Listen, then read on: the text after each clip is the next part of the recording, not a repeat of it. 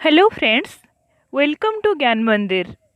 Friends, आज आमे ओडिया व्याकरण रे ध्वनि, वर्ण और वर्णमाला विषय रे संपूर्ण भाव में आलोचना करिबा।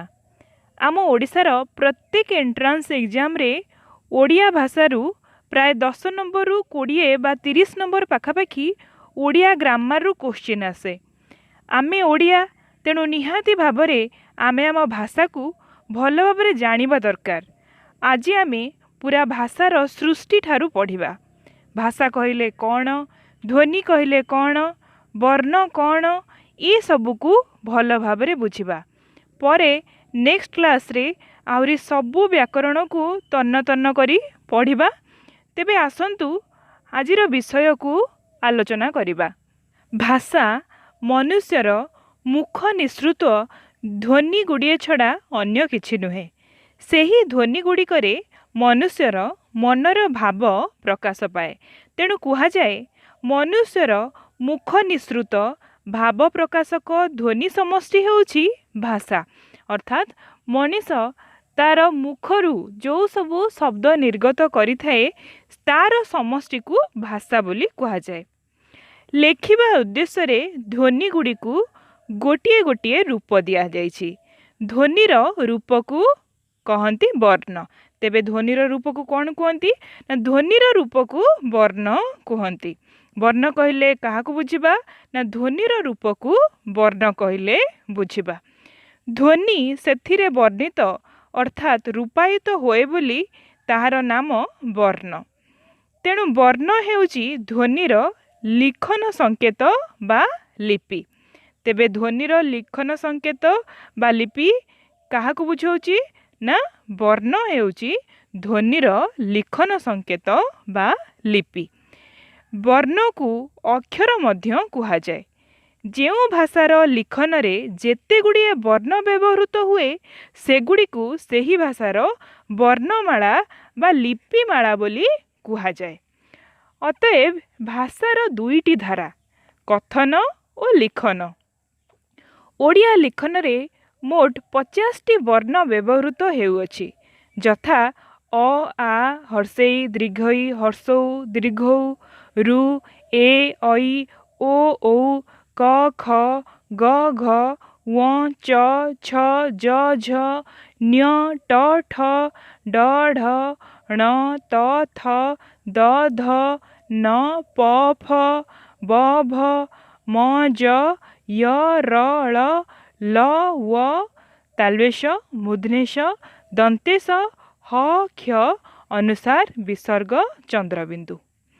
ओडिया लिखनी रे 50टी वर्ण व्यवहृत हेउछि सिना, किंतु 50 वर्णर 50टी ध्वनि नाही। अर्थात प्रत्येक वर्णर गोटिए लेखाएं स्वतंत्र उच्चारण नाही। उदाहरण स्वरूप तालवेश मूर्धनेश दंतेश ये तीनोटी वर्णर उच्चारण समान। आमे ताकू स बोली ही खाली कही थांती। सेहीपरि वर्गेज अंत्यस्तज ये दुईटीर उच्चारण मध्य समान। आमे ताकू खाली ज कही थांती। सेमती हर्षेई दीर्घई ये दुईटी वर्णर मध्य उच्चारण समान अटे। तेबे आसंतु जानिबा ए सबु वर्णमाला को किपरि विभक्त करा जायछि। ए सबु वर्णमाला को स्वर वर्ण और व्यंजन वर्ण रे दुईटी भागरे विभक्त करा जायछि। जेउ वर्ण अन्य वर्णर साहाय्य न नेई उच्चारित होई पारे ताहा स्वर वर्ण एवं जेउ वर्ण स्वर वर्णर साहाय्य न नेले उच्चारित होई पारे नाही ताहा व्यंजन वर्ण। तेबे स्वर वर्ण काहाको कहा जाए ना जिए अन्य वर्णर साहाय्य न नेई उच्चारित होई पारे ताकू स्वर वर्ण कहा जाए। एवं व्यंजन वर्ण कौन होता ना जदि कौन से वर्णर से वर्ण साहाय्य नहीं थाए तेबे ताहाकू व्यंजन वर्ण बोली कहा जाए। अ ठारू औ पर्यंत 11टी स्वर वर्ण एवं क ठारू चंद्रबिंदु पर्यंत 39टी व्यंजन वर्ण। क ख ग घ प्रभृति गोटिकिया व्यंजन वर्ण को उच्चारण कला बेले अस्वरर साहाय्य नेबाकू पड़े। जेपरी क युक्त अ क, ख युक्त अ ख, आमे उच्चारण कला बेले भी जानी परिबा जे लास्ट को अ बोली आसुची क ख। आगरू आमे आलोचना कले ओडिया रे वर्ण संख्या अधिक एवं ध्वनि संख्या कम। से दृष्टिरू अ ठारू ओ पर्यंत 11टी स्वरवर्णर ध्वनि संख्या 8टी। हर्षेई एवं दीर्घईर उच्चारण समान हुए। से भली उ एवं दीर्घऊ हर्षऊ एवं दीर्घऊ रो उच्चारण मध्य समान हेइथाए। रु रो स्वतंत्र उच्चारण नहीं। केही एहाकू रु रे हर्षकार रु केही केही केही भी री बोली उच्चारण करिथांती। रे हर्षकार री एई भली प्रकार रो उच्चारण मध्य करिथांती। बहु पूर्व काल रे रु रो गोटे स्वतंत्र उच्चारण थिला एवं सही उच्चारणटी थिला स्वरध्वनि। कालक्रमे उच्चारणरू सही स्वरध्वनिटी लोप पाई जाइछि, किंतु ताहार वर्णटी अर्थात लिखन रूपटी लिखन धारा रे रही जाइछि। काहार ना रुर। अतएव ओडिया रे 11टी स्वरवर्णर स्वरध्वनि 8टी। स्वरध्वनि गुड़िक हेउछि अ आ इ उ ए ऐ ओ औ।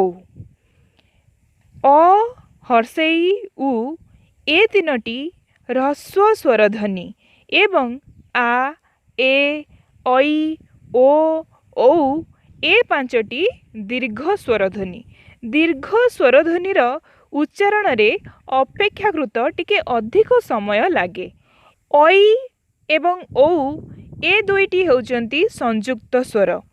ऐ उच्चारण अ रु आरंभ होई इ रे सरे एवं औ उच्चारण अ रु आरंभ होई उ रे सरे। क ठारू चंद्रबिंदु पर्यंत 39टी व्यंजन वर्ण। ताहले व्यंजन वर्ण संख्या केते ना 39 एवं स्वर वर्ण संख्या केते बोली आमे पढ़िले ना स्वरवर्ण संख्या होउछि केते 11 एवं तार ध्वनि संख्या केते स्वरवर्णर ध्वनि संख्या केते 8। तेबे आसंतु व्यंजन वर्ण संपर्क रे पढ़िबा। क ठारू चंद्रबिंदु पर्यंत 39टी व्यंजन वर्ण। तन्मध्य रे क ठारू म पर्यंत 25टी वर्गीय व्यंजन एवं अवशिष्ट अवर्गीय व्यंजन। वर्गीय व्यंजन गुड़िक उच्चारणर स्थान दृष्टि 5टी वर्ग अर्थात 5टी श्रेणी रे अंतर्गत। वर्गभुक्त होइथिबारु सेगुड़िक नाम वर्गीय। जेमति कि क ख ग घ व क वर्ग। एगुड़िकर उच्चारण स्थान कंठ, तेणु एगुड़िक कुहा जाए कंठ वर्ण। तेबे कंठ वर्ण रे को वर्ण आसुची ना क ख ग घ व याकु कंठ वर्ण बोली कुहा जाउची। च छ ज झ न्य को कौन कुहा जाए ना च वर्ग बोली कुहा जाए। एगुड़िकर उच्चारण स्थान तालु, तेणु एगुड़िक कुहा जाए तालव्य वर्ण। तेबे तालव्य वर्ण अंतर्गत रे केउ केउ व्यंजन वर्ण आसुचंती ना च छ ज झ न्य।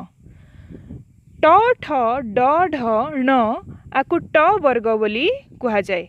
एगुड़िकर उच्चारण स्थान मूर्धा अर्थात तालुर टिकिए तलकू जहाकू कि मूर्धा बोली आमे कुहंती, तेणु एगुड़िक कुहा जाए मूर्धन्य वर्ण।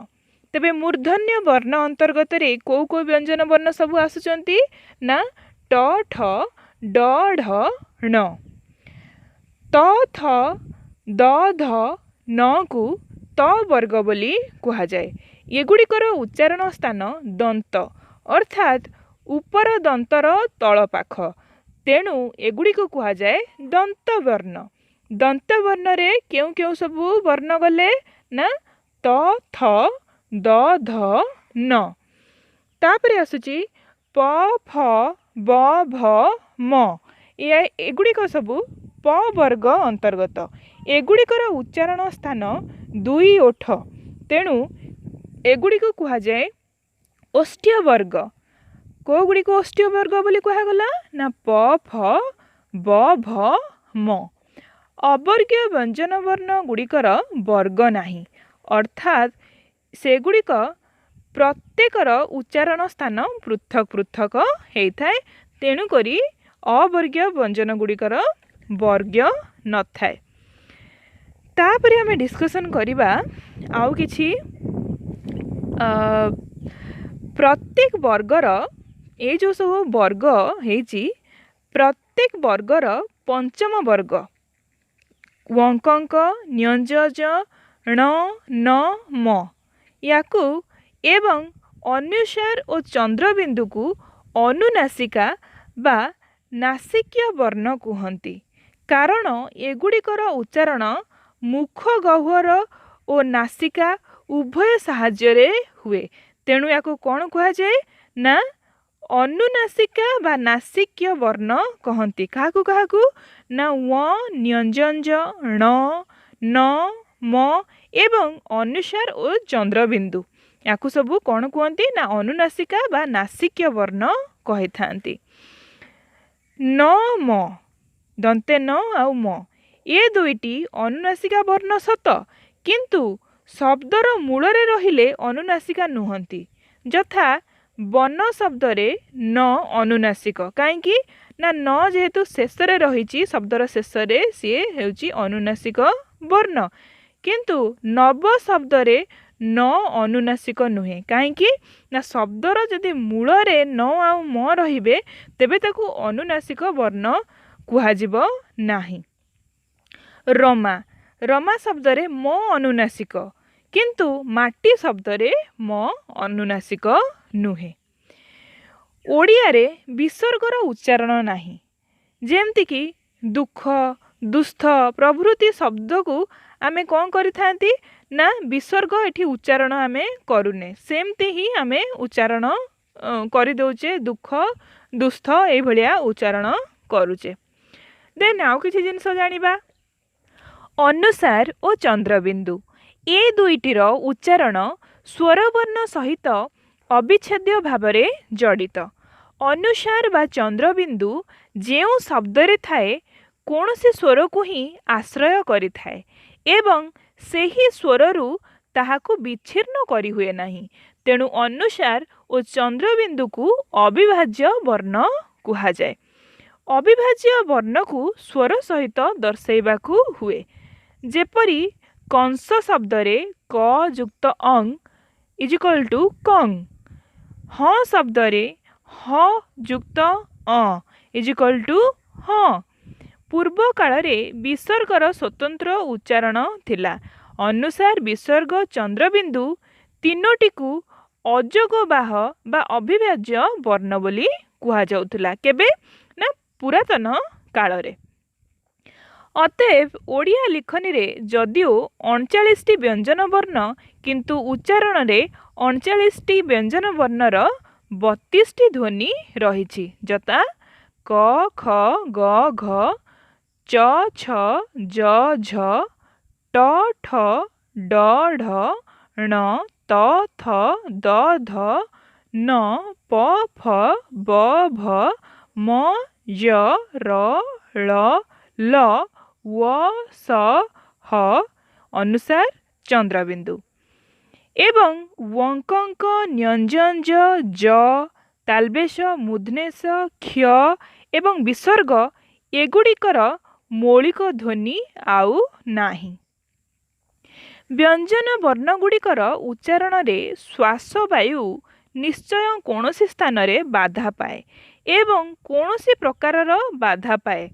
ଶ୍ୱାସବାୟୁ ଯେଉଁ ସ୍ଥାନରେ ବାଧା ପାଏ ସେହି ସ୍ଥାନର ନାମ ଅନୁସାରେ ବ୍ୟଞ୍ଜନ ବର୍ଣ୍ଣର ନାମକରଣ ହୁଏ।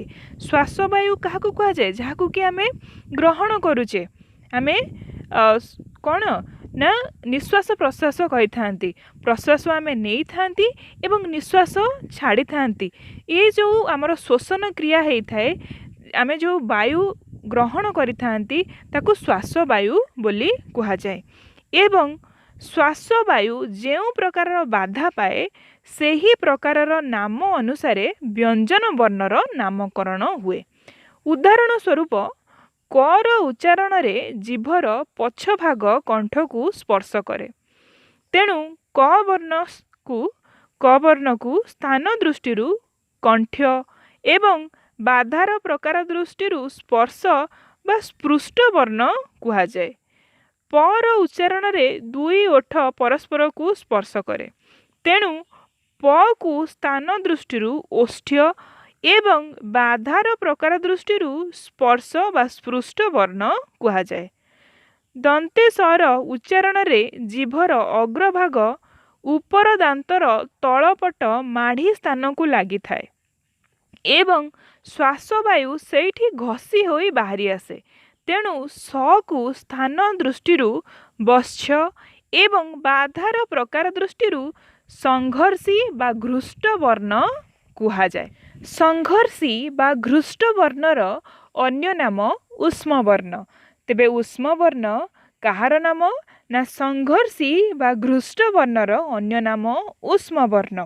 उष्म वर्णर एग्जाम्पल आमे कौन दे परिबा ना दंतेश। दंतेश होची गोटे संघर्षी बा घृष्ट वर्ण बा उष्म वर्ण बोली मध्य ताकू कुहा जाय परिबो। य एवं व ए दुईटीर उच्चारण पूरा स्वर नुहे कि पूरा व्यंजन नुहे, तेणु ए दुईटू अंतस्थ बा मध्यवर्ती वर्ण बोली कुहा जाय। तेबे फ्रेंड्स, आज आमे आलोचना कले भाषा कहले कौन बुझाए, ध्वनि कौन, वर्ण कौन, ओडिया वर्णमालार विभक्तिकरण विषय रे आमे पढ़िले। ये सब आलोचना को आपण नोट करी बारंबार पढ़िले आहुरी भल भाबरे बुझी पारिबे। नेक्स्ट क्लास रो नोटिफिकेशन पाइबा को ज्ञान मंदिर को सब्सक्राइब करंतु और तले दिया जाइथिबा बेल आइकन को प्रेस करंतु। खूब शीघ्र नेक्स्ट क्लास नहीं मु पुणी आसीबी। Thank you.